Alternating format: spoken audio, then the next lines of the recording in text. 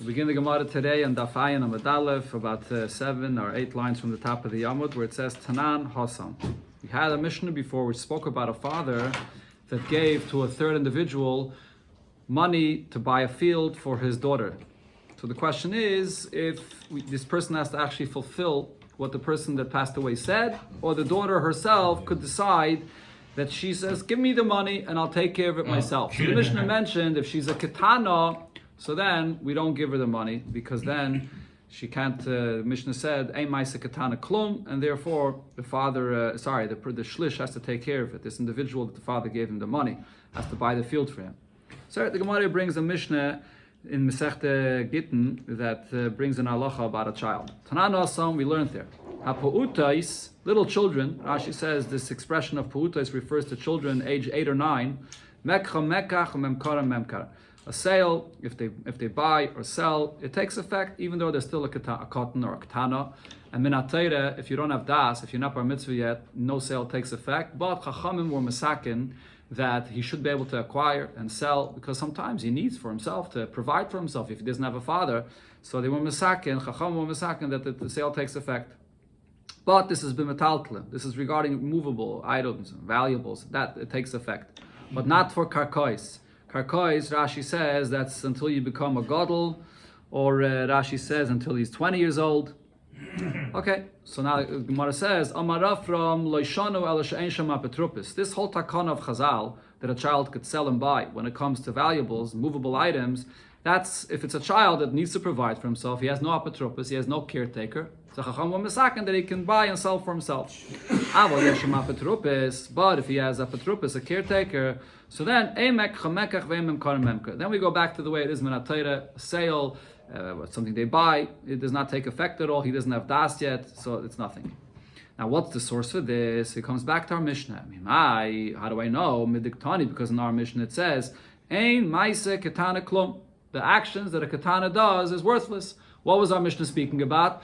A case where the father gave over money to a shlish, to a third individual to buy for his daughter, and the Mishnah says that when the daughter is still a katana, the actions of the katana will be worthless, and therefore the shlish has to do exactly how the father told him to do. So from here we see that if there's a caretaker, so we can say the same thing, that the child's actions are not necessary, so therefore it doesn't take effect. Says the Gemara, you can't compare. Vidilme, maybe I can tell you, hey, chedik shlish shani. Maybe in our Mishnah we have a case of a shlish, it's a different story. And what's the reason why it's different in our case? Because what's the difference between a shlish and an apotropos? An apotropos is a caretaker that's appointed after the father passes away, or even if the father himself appointed him, but the father didn't give him specific instructions what to do with that money. A shlish is an individual that the father gave him money and he said, like the Mishnah said, go buy a field or a house for my daughter with this money. Specific instructions. So maybe when it says in our Mishnah that when she's a katana, so the shlish has to do with the money what the father told him, it's because the father gave instructions. We had before, the Gemara said, mitzvah l'kayim divrei hameis. You have to fulfill the will of the father that passed away. But by an apotropos, that's just a caretaker and doesn't have specific instructions, maybe over here, once the child is at the age 8 or 9, he or she could sell for himself. Says the Gemara, you're right, in Svara there's a reason to make a difference, but in Kain, Lisni, if so, when the Mishnah is saying this, that if she's a katana, she does not take care of the money herself, the shlish has to do what the father told her. So if so, let the Mishnah say, Aval bekatana, that if she's still a katana, Yasa shlish, Masha hushlash biyade. The Mishnah should have given this reason. The Mishnah should have said that this third party, that the father gave him the money, let him do what the purpose of the money that was given to him for. Let him fulfill the instructions. The Mishnah should have given that reason. And then you would understand that it does not apply to an apotropos, any caretaker. Why does the Mishnah use the expression that the actions of a katana are worthless? And this reasoning of ein ma'aseh katana klum doesn't only apply in a case where a father gave the person specific instructions. You could use the same reasoning regarding an apotropos, that because there's somebody here to take care of this child, so now we say that the actions of the katana don't count at all because she has someone to take care of her. Why is the Mishnah using this expression? That proves that not only when you have a shlish that got instructions, but any apotropos, since there's a comparison here, that in both cases, whether it's a shlish, whether it's an apotropos, there's somebody to take care of this child. So the child can't do anything with the money himself. So Shmamina Fila Ba'alma, that the child, when there's an apotropis, cannot buy things for himself. Hadron Allah Matziyas Isha. This is the conclusion of the 6th Perek of Masechta Kesubos. Begin a new Perek, Perek Shvi. So here at the beginning of this Perek, we'll discuss the halachas of what happens if a person's wife makes a neder, or if he makes a neder that his wife should not be able to have a nar from him, if they can't live together anymore. So what happens now? Sagt der Heilige Mishnah, Maderes ishtoi milahonis loy. The person makes a neder that his wife should not have a nar from him. So Rashi explains that this is not referring to the hana that she cannot have any marital relations with him, because that's something that he's obligated. That's a mitzvah min ha-Torah. Oina, he can't make such a kind of a neder. What it is referring to is that he says that my wife can't get fed from me. I'm not going to give her any food. And the Gemara will discuss that the truth is this itself is also an obligation, a condition, and the kesubah that he has to give her. So how could he make this neder? Well, we'll see the Gemara will explain different teifanim how this neder will take effect. So when he makes this neder, Ad lamed yaim, till 30 days, yamid parnas, so you should appoint a person, a parnas, a shliach that is, that will take care of her and will feed her. Yes, and mikain, after 30 days, yaitzi v'yitin ksuba. Then he's going to have to divorce her and give her a ksuba. And the Gemara will explain why exactly 30 days. Why can't he just say, I'll give you this person that will take care of you for forever? What's the problem? Rabbi Yehuda says, Be Yisrael, when it's a Yisrael, which if he divorces his wife, and then if he's forced to divorce his wife after a month, he could always remarry her. So 1 month, he still stays with his wife. But if it's going already into the 2nd month, Shnayim means even 1 day into the 2nd month, past a month, so then he's going to have to divorce her, like the Tanna Kama said. But the Kayin, if it's a Kayin, if he divorces his wife, he can't remarry her, so Shnayim, you give him an extra month. For 2 months, he can still stay with his wife. Shleisha, if it goes another day into the 3rd month, then he has to divorce her. Dr. Mishnah, Hamadir es ishtoi, a person that makes a neder, actually Rashi explains, based on the Gemara later, we'll see eventually, the Gemara says that over here, when it says Hamadir es ishtoi, it's not talking about the man that made this neder, but it's talking about the woman. His wife made this neder, and the man was makayim it. Right? A husband, when he hears about any neder his wife makes, actually not any neder, a neder that she makes that is a hanon, a tsar to her guf, the husband has the ability to nullify her vows. Or if he hears of it and he can confirm the vow, or if he hears of it and on that day he just is quiet and doesn't say anything, that's equivalent to being mekayim the neder. So here in the Mishnah, when it says hamader, it refers to his wife that made the neder, and the husband was quiet, or the husband he confirmed the neder, that is. So her neder was shaletitum echad mikol peiris, that she's not going to taste any fruits of a certain type of fruit. So yaitzi v'yitin ksuba. So he has to divorce his wife and give her the ksuba by being mekayim this neder, not allowing her to have this hana. He has to give her a ksuba. Rabbi Yehuda says, similar to what we said before, Be Yisrael, if it comes to Yisrael, Yoim Echad Yikayim, so 1 day, so he has to be Mekayim or Shnayim, but then the next day, if the neder is a neder, so the next day, Yoitzivit Ksuba. If he's not nullifying the neder, the next day he has to give her a Ksuba. Or Bekayin, when it comes to Akayin, so we give him more time, Shnayim, Yikayim, a 2nd day. He could still live with his wife, but Shloisha, after 3 days, he has to give her a ksuba. A 3rd case, Hamader esishtoi, he made a neder for his wife, and again, over here the pshat is that his wife made the neder, but the husband confirmed this neder, that she's not going to adorn herself, she's not going to wear jewelry, or Rashi says it refers to perfumes, besomim, from many different kinds of types that women use. So then Yaitzivitin Ksuba. She can't live this way with him, and therefore he has to divorce her and give her a Ksuba. Rabbi Yaisi says it depends who she is, what her condition is.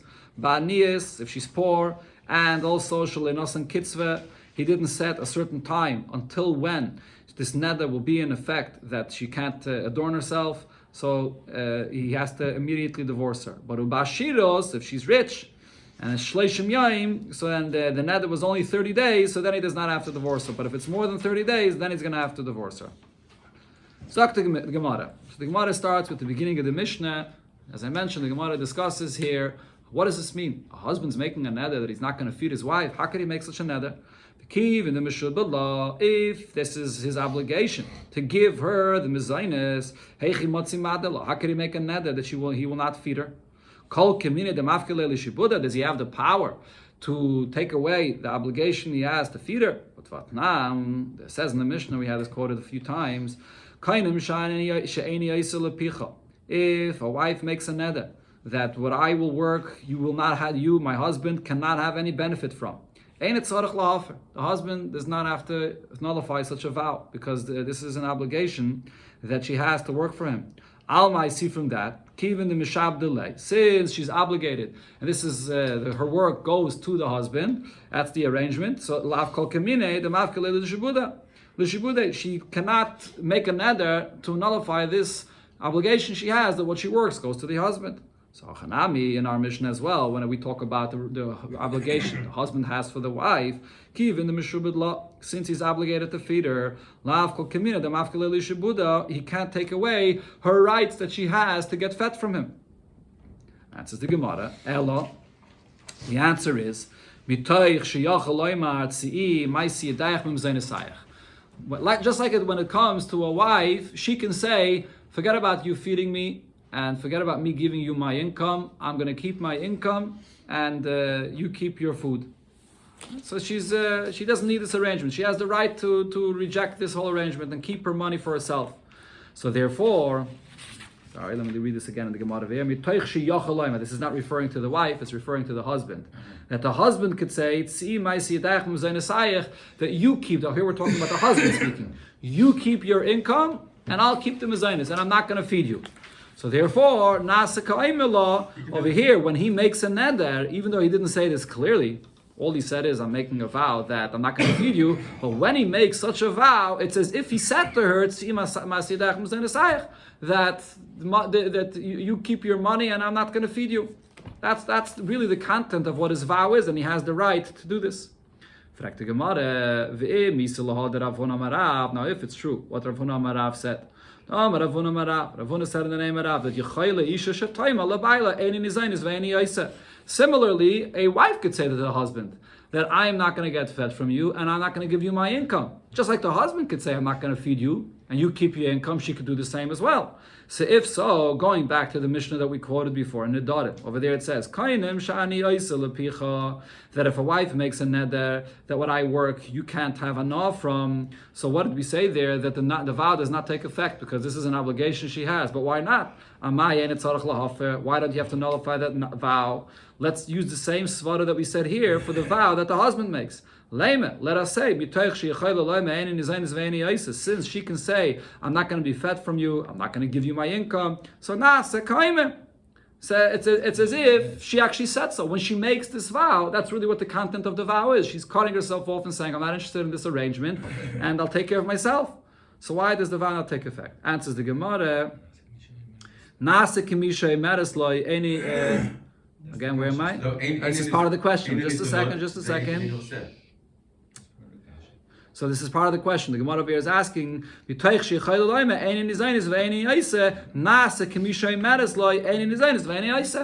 makes this neder, it should be considered as if she's actually saying this. So why doesn't it take effect?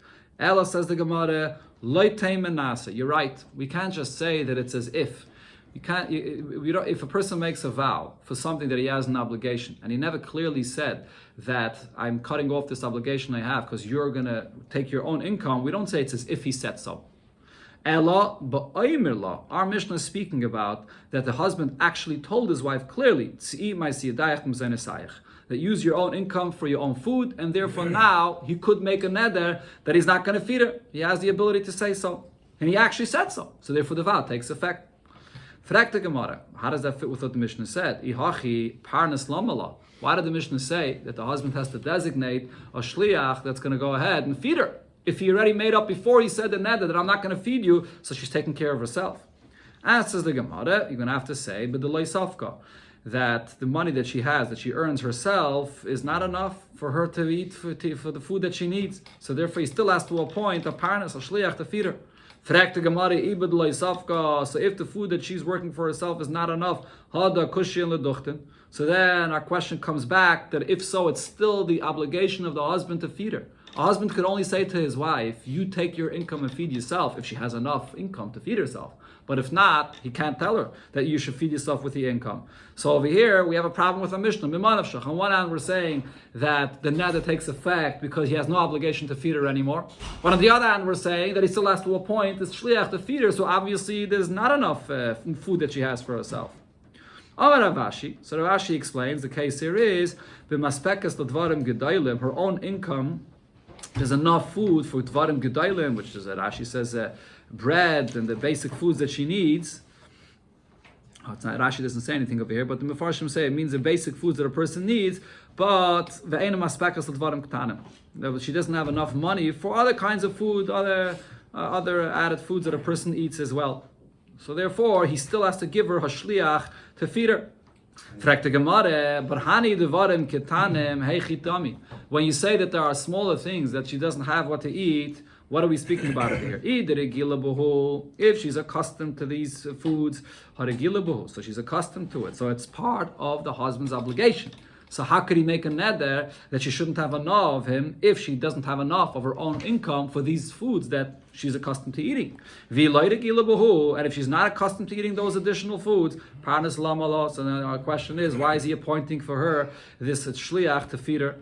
Answers the Gemara, the only way to explain our Mishnah here is that in her father's home, she was accustomed to eating not just dvarim gedailim, but dvarim ketanim, certain appetizers, additional foods. And now what happened is, and she was living with him, she was eating along with her husband all this time, and she didn't have exactly the same kind of food that she had in her father's house. And what she says to her husband is, until now, when you didn't make this vow that I'm not going to feed you, and therefore I was able to live with you, and even if I would have to provide for myself, I'm able to eat, not exactly the same like in my father's house, but I'm able to eat. I'm ready to continue living with you and eat what I'm eating here. Now that you're making a vow, and you're saying that I'm not going to feed you, now I sort of feel stuck, that I only have my income, which is not enough for that extra food that I would want. I'm not interested, I'm not able to continue living with you. It's different. I mean, this l'chayda, the Gemara over here is based on the idea we had before. That over here, once he makes a neder, he's not going to provide this for her. She says, if so, I'm not ready to continue living with you. So on one hand, the neder takes effect because she does have the amount of food that she's eating by him, and she was ready to eat by him all this time. So he doesn't have to provide for her. But at the same time, though, once he makes this neder, now this itself puts her in a tough spot. Now she feels different. After the neder, as a result of the neder, she starts feeling like, oh, if so, I can't live with you if you're not ready to provide for me more. And therefore we say that for one chodesh you have to provide a parnas, a shliach to feed her, and after that you're going to have to divorce her. So why 30 days?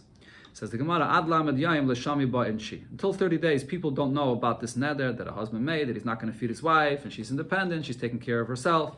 And it's not embarrassing for her. Tfei, after 30 days, shami ba'inshi, people find out about this, v'zila ba'milsa, and it's embarrassing for her, so she's not interested in this arrangement that she's independent from her husband, she's living herself, and there's a shliach taking care of her. So therefore, at that point, he has to divorce her. But this is one pshat in the Mishnah.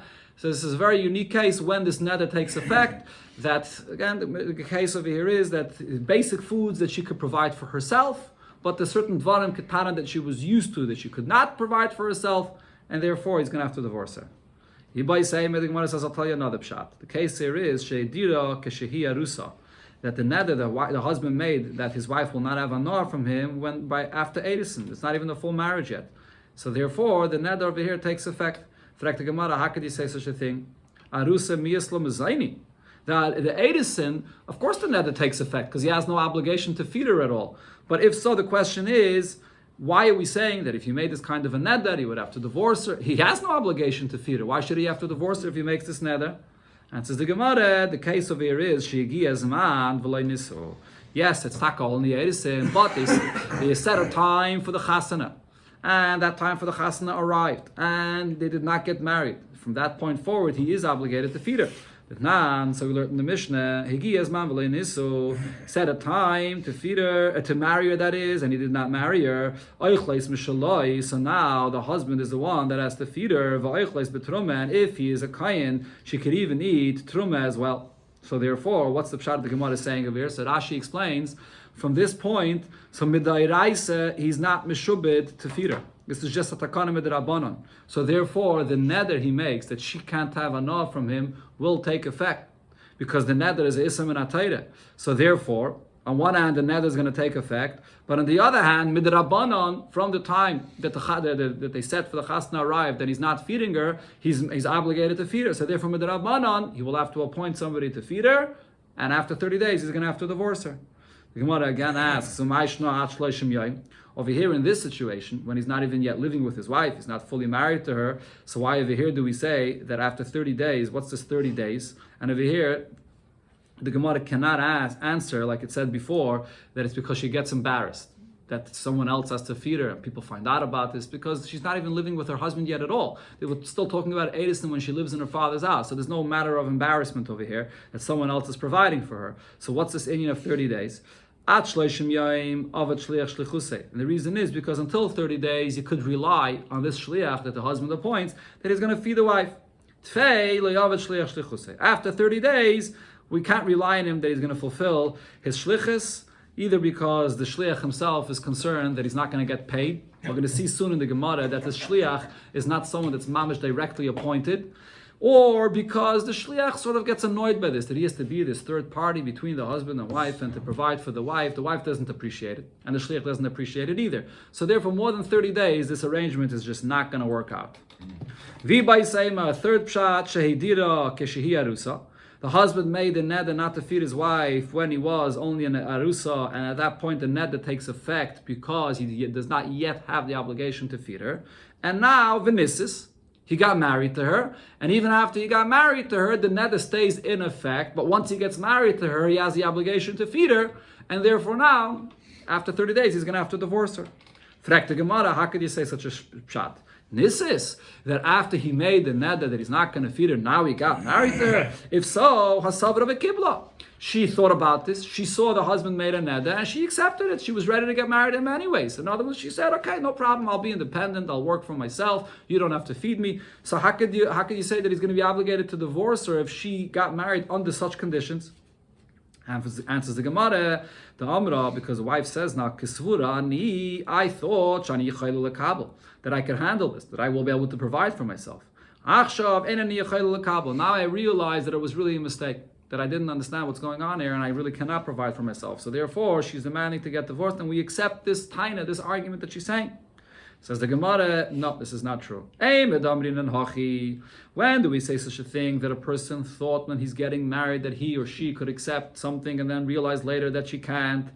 Gabi mumin, regarding a certain blemish that a husband or wife has. So then, we'll see it actually later here in this Pedic, such a case we say that later after marriage, that she can argue and say that I can't accept this. But le'inyan mizaini miyam dinanachi. Regarding the mezainis, which is something open and clear that she accepted to feed and provide for herself, she can't come and change her mind afterwards and demand it to be divorced. So therefore, the two other pshatim we said before in the Gemara are the more correct pshatim in the Mishnah, and the Gemara does not accept the last pshat. Is this before Bia? Is this all before Lav dafka. No, lav dafka. Where does the shlish get the money from? The husband has to give him the money. I will see right now in the Gemara. The Gemara is going to discuss this now. So the Gemara, what did it say in the Mishnah? For 30 days, you appoint a shliach to feed your wife. So the Gemara now has a basic question on this. How could a husband appoint a shliach to go ahead and feed his wife? This parnas, this shliach, isn't he fulfilling the shlichus of the husband? If the husband makes a neder that my wife can't have anah from me, so if the shliach is doing the shlichus of the husband, shluchas shaladim kamaisai, so it's really the wife that's having a benefit from the husband. So what does it help to appoint the shliach? Answers the Gemara, Amar Ravuna says, you're right, he doesn't directly appoint the shliach. What he does is, ba'omer, the person has to say, kol hazan, whoever will come and feed this, my wife, ein mafsid, will not lose out. He's going to get reimbursed from me, but he doesn't directly appoint him, go ahead and feed my wife, because then she would be benefiting from him. Frag the Gemara and v'chiyama hachi. If he says it in this indirect way, lav shlichusei kavid, is the shliach still not fulfilling his shlichus? But now we learned in the Mishnah as follows: Mi shahaya mushlach b'bayit. A person that's in a bayit, he's in a pit, and he's about to die. He can't be taken out. And v'amar, and he screams out from the bayit there, Kol hashemeya koilo yichtiv get lishto. Whoever hears this voice should write a get for my wife. So what it was halacha? Hare elu yichtavu v'yitnu. You write and give a get for his wife. This is equivalent to him appointing a shliach to give the get for his wife. So even though he didn't directly say, you go ahead and write a get for me, he just says, whoever hears my voice, it's a shliach. So over here as well, when he says kol hazan, it's also considered to be a shliach. Answers the Gemara, no, it's actually not the same expression. How could you compare? Hasam ka'amar yichtov. Over there he says, whoever hears my voice, yichtov, shall go ahead and write. He's commanding, if you hear my voice, you shall go. True, he doesn't know who's listening. He's in the bite, he can't see who's listening. But he's saying, whoever hears my voice shall go ahead and write the get. However, over here, Mika Amar Yazun, does he say, whoever hears my voice shall go ahead and feed? All he said is Kol Hazan. Whoever will feed will not lose. He didn't command it to go ahead and feed. That's all he said. So therefore, this is not a shliach. Frek the Gemara, but there's another halacha. Sorry, Rav Ami said, B'deleika, when it comes to a fire, this is a fire that breaks out in Shabbos, and over there, the halacha the Gemara says is that because a person is ba'al al mamaynai, because a person is so excited about the fact that he's about to lose his house and all of his money, so if you're not going to allow him to somehow get this fire extinguished, he might himself come and extinguish his fire. So Chacham gave him certain heterim to get the fire extinguished. And therefore Rav Ami says, B'dleike, by a fire, hitiru loima. Chachamim allowed a person to say and to announce, Kol ha'mechabe eina mafsid. Whoever extinguishes his fire will not lose out. I will compensate him. So what do you see from here? That this is a unique heter for a fire. B'dleike. It's by a fire. Lamutimai. What does this exclude? Lav lamutik gavna. Don't you think it comes to exclude all other isurim in the Torah? And one of them would be our case right over here. That if a person comes and says, whoever is going to feed my wife will not lose, it's still considered to be a shlichus, that this person is doing it for your sake, and therefore regarding the isser of having hana from someone that you made a neder not to have hana from, she still can't have hana from her husband. Rabbi, One second. So the Gemara answers, not light. That's not what it's coming to exclude. We can't learn out from a fire that regarding all other isurim in the Torah, when you speak in this indirect manner, that it's still like a shlichus. Rather, lemute shar isurim de Shabbos. It's specifically coming to exclude other isurim of Shabbos, as Rashi explains, when it comes to Shabbos, because Shabbos is more chomor than other isurim. So over there, by Shabbos, you can't come and announce and say, whoever's going to do this malacha for me, if you're going to come to my house and cook food for me, you're not going to lose out. That you can't do. But by a fire, because Adam Baal al Mamaynai, there Chachamim gave this unique heter. Only certain things like Sfarim. But when it comes to the isser of a neder, a person is allowed to say this as well. By a neder, a person could say, whoever will feed my wife will not lose out, and the wife will be able to have a no from this shliach. Frag the Gemara, Masav Rabba asks a question from a Mishnah in the Darim, so there it says, Hamudar ano mechaberei. If you made a no that your friend can't have a no from you, so now your friend has nothing to eat, and you want to give him to eat, but you can't give him directly. You made a neder. So what do?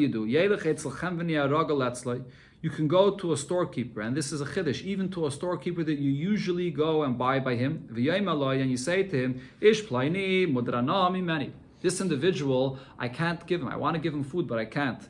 What could I do for him? So then what happens? Who nice and light? The storekeeper will give food for this person that you want to feed, and now and then he's going to come to you, and you're going to pay the bill for what he paid, what he fed him. So this is indirectly, and therefore you're allowed to do it in this way. So what do we see from here? Hachi hu deshari. Only with this kind of arrangement is it allowed. You can't just make an announcement for everybody. Whoever will feed my wife will not lose. Only with this arrangement, when you have a storekeeper that's giving it, and then you're paying back the storekeeper, in such a way it's allowed. But by making such a kind of an announcement, so you're sort of inviting people, come and feed my wife, even though you're not saying directly, but this announcement is not allowed. Answers the Gemara, loy. Actually, no, you cannot learn that out from that Mishnah, that announcing this is not allowed. On the contrary, loimi baya kama. That Mishnah is even a bigger chiddush than you making an announcement. Whoever wants could feed my wife and will not lose out. Loimi baya kala zayin and mafsid. Needless to say, in a case where you're just announcing in general that whoever will feed my wife will not lose out. The la'al makama. He's speaking to anybody in the world. He's speaking to someone specific that he knows is usually there to provide food. Aval hai, but over here when it comes to the storekeeper, kivin deraga, let's say. This is the storekeeper that you buy from him, or the person that you're going to be providing for buys for him. So when you're going to the storekeeper, it's more direct. You know that this arrangement will actually happen, that this person will get the food and you'll have to pay the bill. So deraga, let's say, the ka'azal, ka'amalei. So he usually comes to him and he eats from him. So kaman, the amalei, zil, havlei, as dami. So it's mamish as if you're saying clearly that go and havlei, command Amalei Zil Havle as Dami, go give him, and it's my money that's going to that person because you're mamish directly paying the bill of this person that usually he buys his food from. Kamash Mulan, that's the chiddush of the Mishnah, that even in such a case by a storekeeper, you can still do this when your friend cannot have a no from you. Gufa, now the Gemara brings more details of what it said in that Mishnah that it quoted there. You made a neder that your friend can't have a no from you, and your friend doesn't have what to eat. So again, as we quote, when you go to a storekeeper, let's lie that he usually eats from, and you say to him, this person does he can't have a no from me, and I don't know what to do for him. So then, who nice and lie, the storekeeper gives him food, and he comes and takes from you, from this person, to pay the bill. Another example, live nice, a gedere ligda. Person has to build a house, or he has to put up a fence, a sedei liktzer, or he has to do the harvest in his field, and he doesn't have anybody to help him, and you want to help this guy out, but he made it a neder that he can't have a no from you. So you could even go to those workers that he usually hires, and you say to them, Ish plaini mudar anami many. This individual, he made a neder not to have any no from me, but I don't know how to help him. So they understand, and hey, nice and they go and work for him, and then they'll get paid from you. You'll pay them the wages for their work. So he's not having a no directly from you, but they're working for him, and then you pay them. A third example, these people were walking on a way, they were going on a way, and you're together with this person that you made a neder that he can't have a no from you. And he has nothing to eat. So what do?